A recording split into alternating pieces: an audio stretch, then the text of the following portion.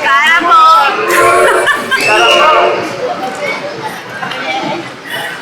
This is our happy song.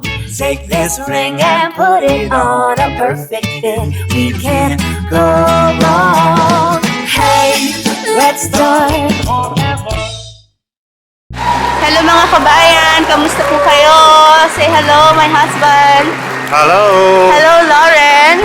Nandito po kami ngayon sa Lakeside. This is the second largest mall in the UK. And we're having a family time together. So since may family time tayo ngayon, ano pag-uusapan natin, B? We're going to discuss the pros and cons of bringing up your children in the United Kingdom. Yeah, so nakita niyo po, Lauren is now 2 years old. We had an option to raise her either here in the UK or in the Philippines. Pero mas pinili po namin dito and we're gonna tell you the reasons why.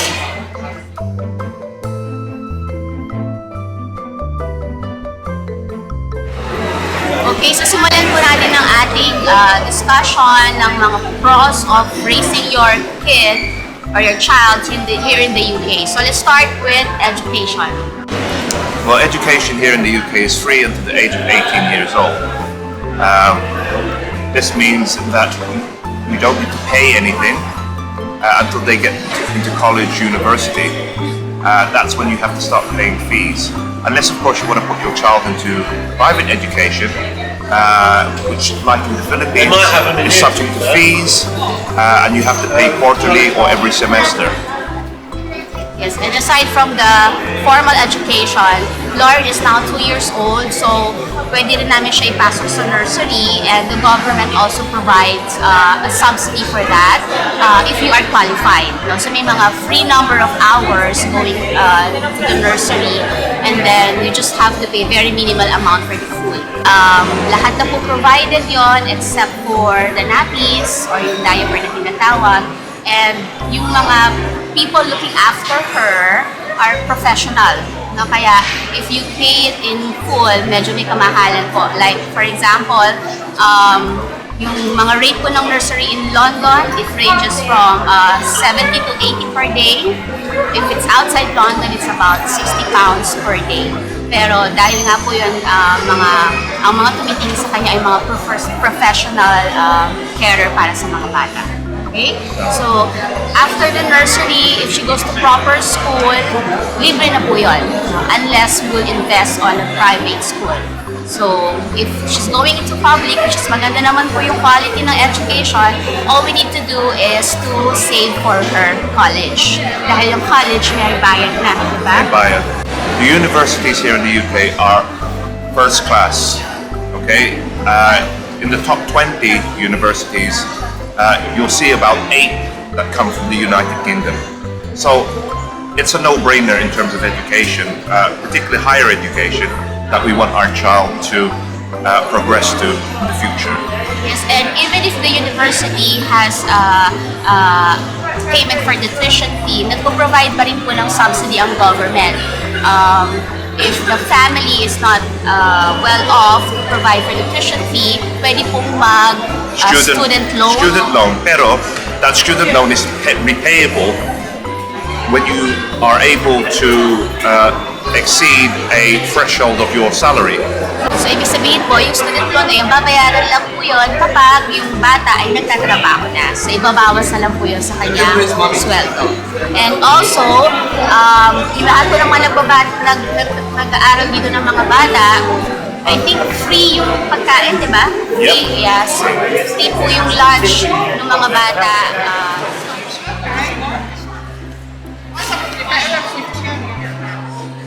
Kain na tayo!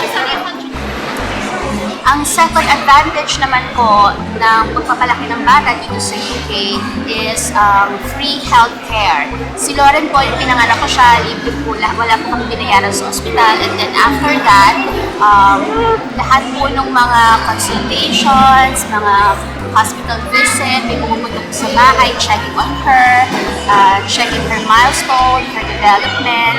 Libre po lahat yung wala po kami binayaran. Libre and dental care, prescription until the age of 18. So you can get free medication, provided that it's prescribed to you by the GP, doctor. This is the benefit of having and raising children in the UK, is because our healthcare system provides for this, and we pay towards the healthcare system via our national insurance contributions. Yes, malaking bagay po yung dental care, mga kabayan, kasi dito po napakamahal ng consultation sa dentist, mga tooth extraction, even pasta, kung kailangan po, napakamahal po yun. Pero pag sa bata po, libre po sila. I think kapag may medical condition yun sa event, libre din ang braces, no? Yeah. Kapag kailangan talaga ng bata. Kapag kailangan niya ng salamin, eyeglasses, libre din po yan. So, tsaka katulad po ni Lauren, she's only 2 years old. Kailangan niya ng mga vitamins. Ang libre po sa kanya na galing sa government is the vitamin D. Pero kung aside from that, gusto ko po siya ng additional, I have to pay it for myself. Dito po sa UK, very minimal ang sunlight. Medyo dilim kasi walang sunshine during winter. But aside from that, kapag nagkasakit po siya, lahat ng gamot niya, wala po kayong kailangan intindihin dito. Diretso po, yung prescription, diretso pong dumadaan po yan sa mga pharmacy store. So, very centralized po. Lauren! Are you sleepy, Lauren? Camera shy. Lakeside is the second largest mall in the UK. Pero sa totoo lang po, mas malaki pa rin ang Mega Mall at saka ang Mall of Asia. Okay, so after having our lunch, we're gonna have a short coffee break. Mag-usapan na... So after having our lunch, we're gonna have a short coffee break at pag-usapan naman po natin ang isa pang advantage of raising your child here in the UK, and let's focus on the environment and transportation. Okay? First, environment, alam niyo po, napakarami pong park dito na pwede niyo ipasyal yung mga anak niyo po, no? Tama ba? May green areas and playgrounds for kids growing up, which makes it a benefit rather than them playing on the streets. Maraming cultural activities such as museums and art galleries. Libre yan. So, hindi nyo kailangan gumastos masyado para i-entertain sila dahil And most neighborhoods in the UK are safe, not all, but not all. most. Most. And pagdating naman po sa transportation, ang mga bata po dito ay libre pong sumakay ng kahit anong public transportation. Siyempre, except kung magpo-public like mga Uber, ganyan. Pero yung bus, libre po yan. Mga trains, lahat, di ba? Tube, all Even that. metro ang tawag dito. They issue a card. Ano tawag dito? Oyster. No, may card yung mga bata, di ba? They tap it. Oyster card. Oyster card. So they tapped it. But I think that's only recent, diba? When you were a child, bibayad. So, yung mga benefits, pwedeng bawasan, pwedeng madagdagan. And it's very convenient for public transportation. Like, kapag may bata kami, dahil kami stroller, may space po yung mga buses here or even the trains para sa mga stroller ng mga bata. And halos karamihan po ng mga train station, tube station, may elevator. There's disabled seating for the seniors. Pero that's not for tapos.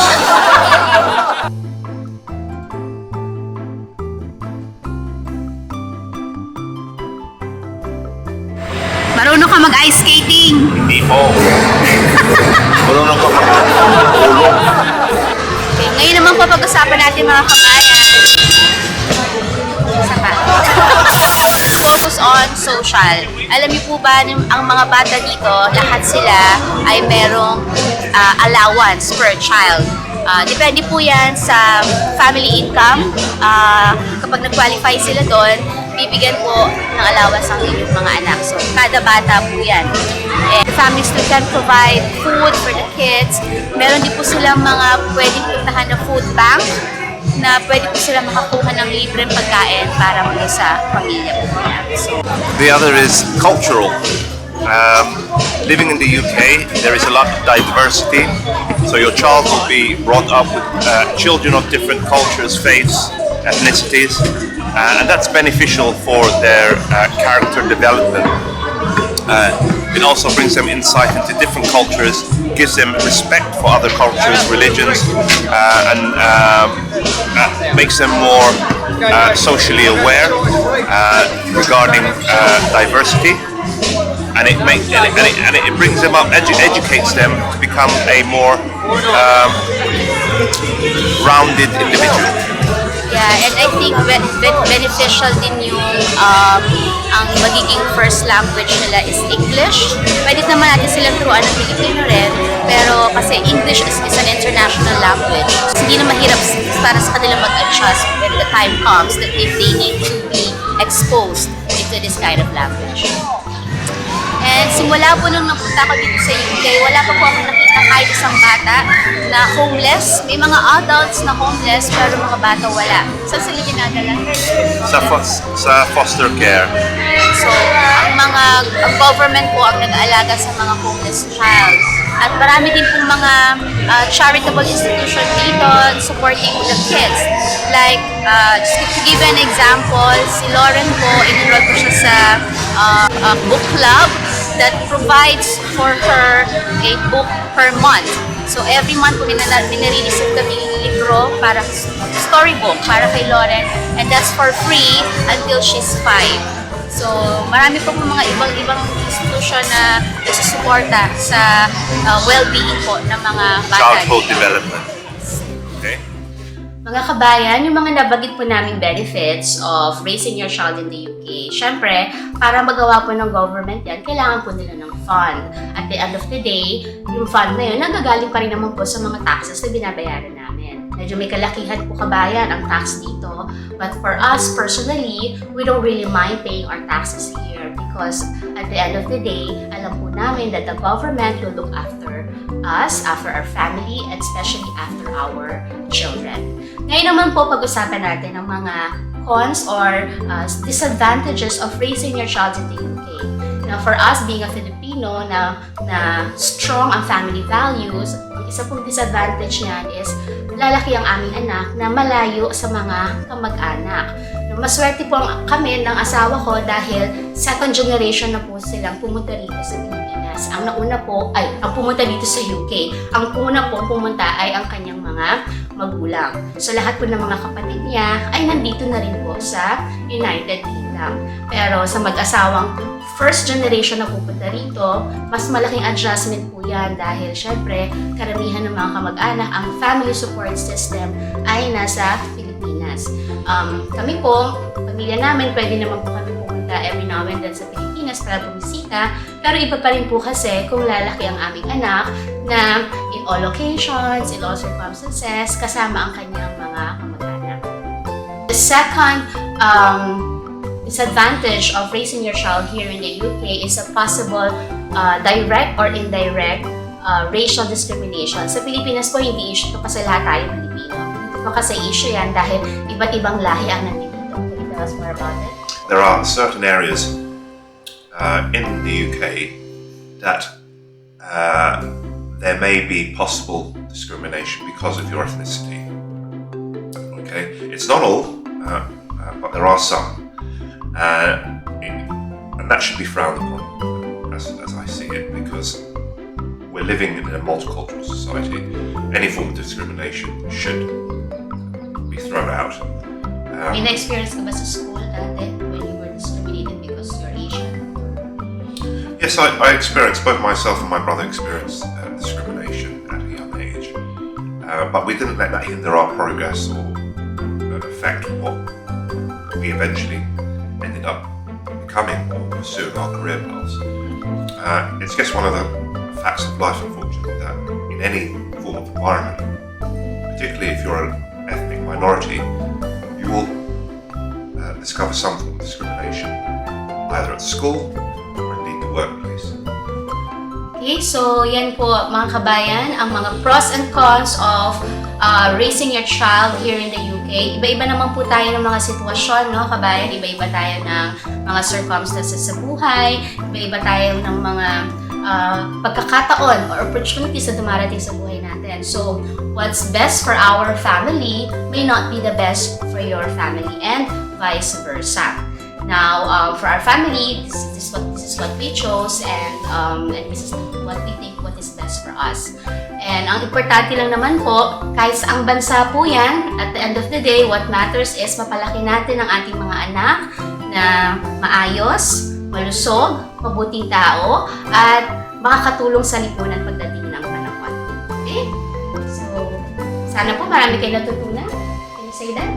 Sana po maraming kakatutunan. Thank you for watching mga kabayan. Stay happy. Stay healthy. Spread the love. Bye!